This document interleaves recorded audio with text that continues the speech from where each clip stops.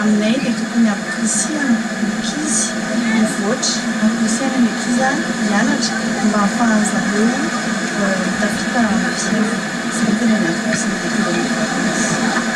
Araka ny falazaina tamin'ny fanjakana dia misy ny fanokafana amin'ny caisse d'épargne fandraisana anjara zany amin'ny fampianarana sy ny fikarakarana ny ankizy ireo.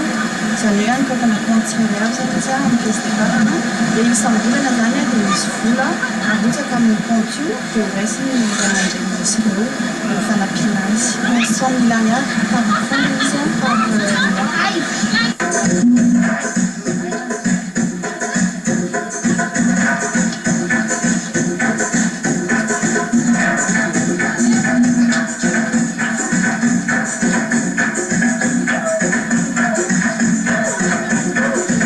Ankoatran'ny afondasy izay nomanina ho azy ireo dia tamin'ity takariva ity ihany koa no nanomezana ny tsirairay ilay bokim-bolan'ny caisse d'épargne androtsahany fikambanana fity ilay ray hetsy ariary isam-bolana isan'ankizy.